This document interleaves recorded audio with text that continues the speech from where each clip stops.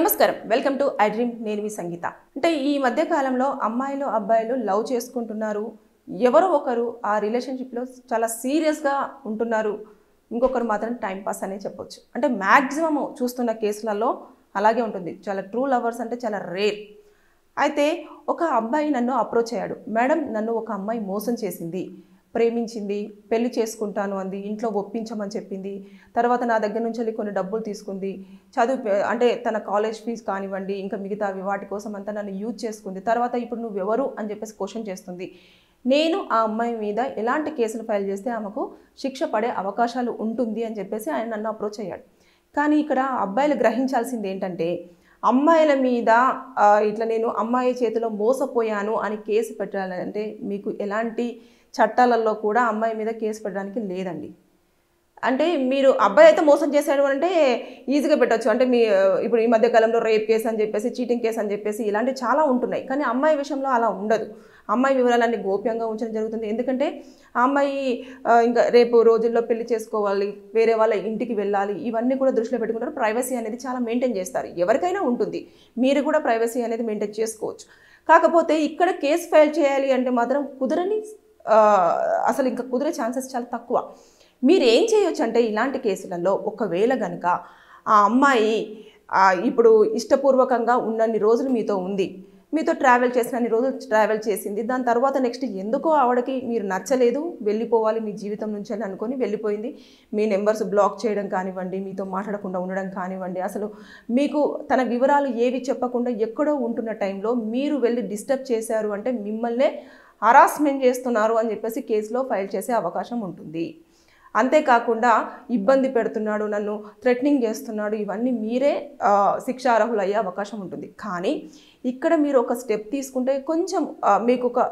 కొంచెం వరకు న్యాయం జరిగే అవకాశాలు ఉంటుంది అంటే ఆమెకు శిక్షలు అంటే జైల్లో పెట్టడం కానివ్వండి జైల్లో వేసి 1 year 2 years అలా పెట్టడం అంటూ ఏమి ఉండదు కానీ ఒకవేళ మీరు ఆ అమ్మాయి డబ్బులు తీసుకుంది అని చెప్పాడు కాబట్టి ఆ అబ్బాయి ఈ డబ్బులు ఎవరికి ఇచ్చావు ఏ పేరు మీద మీరు ఇచ్చారు మీ తరపు నుంచి ఆ అమ్మాయికి ఏమేమి ఇచ్చారు అనేది మొత్తం చూస్తారు కోర్టు వాళ్ళు కానివ్వండి పోలీసులు కానివ్వండి నిజంగానే మీ అకౌంట్ నుంచి ఆ అమ్మాయికి ఎంతవరకు మనీ వెళ్ళింది ఒకవేళ మీ పేరు మీద గనక ఇప్పుడు ఏదైనా ఫోన్ కానివ్వండి ఏదైనా వస్తువు కానివ్వండి మీరు వాళ్ళకి ఇచ్చారనుకోండి అది ఎవరి పేరు మీద ఉంది అనేది చూస్తారు ఒకవేళ మీ పేరు మీద ఉండి ఈఎంఐలు మీరే పే చేసి అమ్మాయికి గిఫ్ట్ రూపేణా ఇచ్చారనుకోండి అది మీ వస్తువు కిందనే వస్తుంది అలా మీరు డబ్బులు ఏవైనా ఇస్తే అవి మీ పేరు మీద ఉండి లేదా మీరు మీ అకౌంట్ నుంచి వెళ్ళి ఆవిడ అకౌంట్కి ట్రాన్సాక్షన్ చేసినట్టుగా కానీ రిసిప్ట్స్ ఉంటే దాన్ని మనం కలెక్ట్ చేసుకోవడానికి ఉంటుంది అంతే తప్పించి ఆ అమ్మాయి మీద నన్ను ఇలా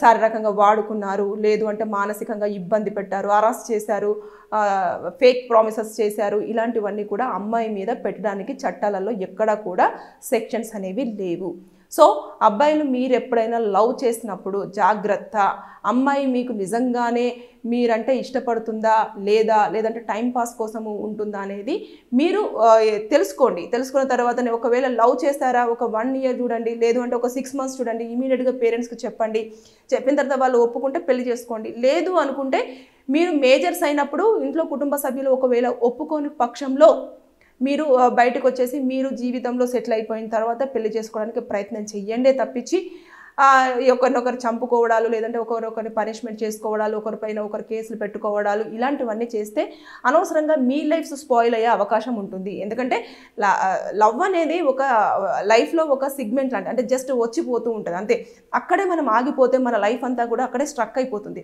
కాబట్టి ప్రతిదీ ఆలోచించండి ఆ అబ్బాయి దాదాపుగా ఒక 3 సంవత్సరాలు వాళ్ళు లవ్ చేసుకున్నారు అన్ని రకాలుగా వైఫ్ అండ్ హస్బెండ్గా ఉన్నారే తప్పించి పెళ్లి చేసుకోలేదు ఆ విషయం ఎప్పుడైతే ఈ అబ్బాయి అంటే బేసిక్గా అమ్మాయిలు అబ్బాయిని అడుగుతూ ఉంటారు పెళ్లి చేసుకుందాం అని కానీ ఇక్కడ అబ్బాయి ప్రతిసారి అమ్మాయిని పెళ్లి చేసుకుందాం మనం ఎప్పుడు పెళ్లి చేసుకుందాం ఇంట్లో ఎప్పుడు చెప్దామని చెప్పేసి అన్న ప్రతిసారి అమ్మాయి నాది చదువు అయిపోనివ్వు నాకు ఉద్యోగం రానివ్వు ఇలా అయిపోయిన తర్వాత ఉద్యోగం వచ్చిన తర్వాత అక్కడ ఒక అబ్బాయి పరిచయం అవ్వడము అతనితో ఎక్కువగా చనువుగా ఉండడము ఈ అబ్బాయి క్వశ్చన్ చేయడము దానివల్ల ఇంకా మొత్తం బ్రేకప్ అయిపోయి అసలు నువ్వు నాకు కరెక్ట్ కాదు నా లైఫ్లో అసలు నువ్వు సెట్ అవ్వవు నేను అనుకున్నలాగా నువ్వు లేవు కాబట్టి మనం బ్రేకప్ అని చెప్పడంతో ఈ అబ్బాయి ఇంకా మనస్తాపానికి గురై డిప్రెషన్కు వెళ్ళి రిహాబిలిటేషన్ సెంటర్లో కొన్ని రోజులు ఉండి తర్వాత కేసు ఫైల్ అంటే రిహాబిలిటేషన్ సెంటర్లో ఉన్నా కూడా ఆయన మైండ్ అనేది ఇంకా అక్కడే ఆగిపోయింది ఆగిపోయి ఆ అమ్మాయిని ఎలాగైనా సరే నేను పనిష్మెంట్ చేయాలి, ఎలాగైనా సరే నేను కోర్టులో పనిష్మెంట్ ఇప్పించేసి జైల్లో పెట్టాలి, ఇదంతా ఆలోచిస్తున్నారు.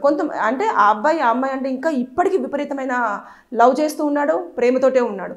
కానీ ఎప్పుడైనా సరే ఈ వీడియో చూస్తున్న యంగ్స్టర్స్ లేదంటే కొంచెం 20+ ఉన్న వాళ్ళందరూ కూడా నేను చెప్పేది ఏంటంటే, ప్రేమించండి, కానీ మీరు వారి జీవితంలో ఉంటాను అన్నప్పుడు మాత్రమే ప్రేమించండి. అంతేగాని ఏదో టైంపాస్ లవ్ల కోసం అయితే వారి లైఫ్స్ అంతా స్పాయిల్ అవుతున్నాయి. కొంతమంది ప్రాణాలు తీసేసే అంత స్థాయికి కూడా వాళ్ళ మైండ్ని సెట్ చేసుకోవడం అనేది జరుగుతుంది. క్రైమ్స్ అన్నీ కూడా ఈ మధ్యకాలంలో అలాగే జరుగుతున్నాయి. ఆ అబ్బాయి వచ్చేసి కేసు పెట్టండి అంటే ఏం కేసు పెడతాం? మన సెక్షన్స్ లేనప్పుడు ఎలాంటి కేసు ఫైల్ చేయడానికి ఉంటుంది? చేయడానికి అస్సలు ఉండదు. ఆ అమ్మాయిని పోలీస్ స్టేషన్కి పిలవడానికి ఉండదు. ఎందుకంటే ప్రైవసీ మెయింటైన్ చేస్తారు. వీడియో కాల్ త్రూ ఆవిడ ఉంది, ఆవిడ ఏమి స్టేట్మెంట్ ఇవ్వాలనుకుంటుందో దాన్ని వీడియో కాల్ త్రూ కూడా తీసుకోవడం అనేది జరుగుతుంది. అంతేకాని మీరు ఇమీడియట్గా అరెస్ట్ చేయాలి, ఖచ్చితంగా కేసులు ఫైల్ చేయాలి అంటే అమ్మాయిల విషయంలో మాత్రం కోర్టులు ఎప్పటికీ కూడా ప్రైవసీ మెయింటైన్ చేస్తాయి.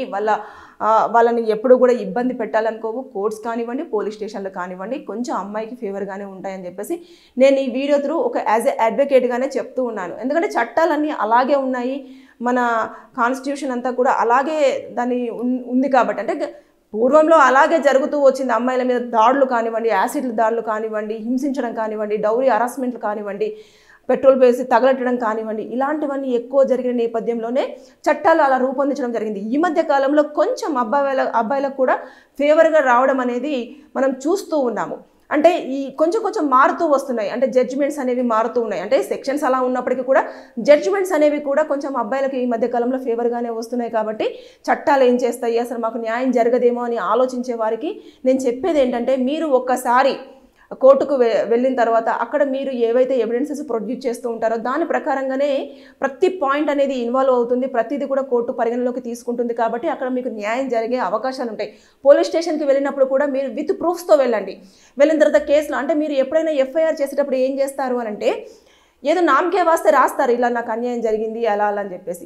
అలా కాదు, ప్రతిదీ క్షుణ్ణంగా రాయాలి. ఇది నేను మళ్ళీ ఒక వీడియో చేస్తాను కంపల్సరిగా.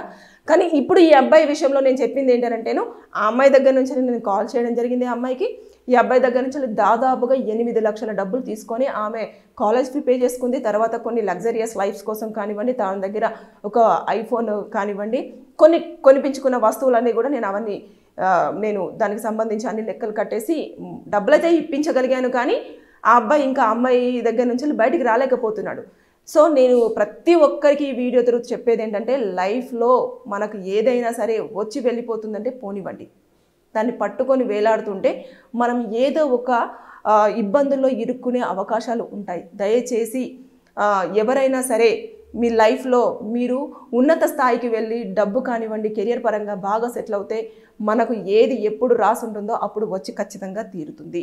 సో మీరు ఈ వీడియో చూస్తున్న వారికి ఎవరికైనా లీగల్గా డౌట్స్ ఉంటే మీరు మీ కామెంట్ రూపంలో తెలియజేయండి. నేను అది వీడియో చేసి పూర్తి స్థాయిలో ఇన్ఫర్మేషన్ ఇవ్వడానికి ప్రయత్నం చేస్తాను. Thank you. And don't forget to subscribe to iDream. And for more videos, please subscribe to iDream. Please subscribe to iDream. Please subscribe iDream. And please subscribe to iDream. For more videos, subscribe to iDream. please like, share and subscribe to the channel. Congratulations, iDream. Subscribe to iDream. Subscribe to iDream. So subscribe to iDream Media. iDream team andarki huge congratulations. Please subscribe iDream Media. Please subscribe to iDream. Subscribe iDream. Please subscribe to iDream.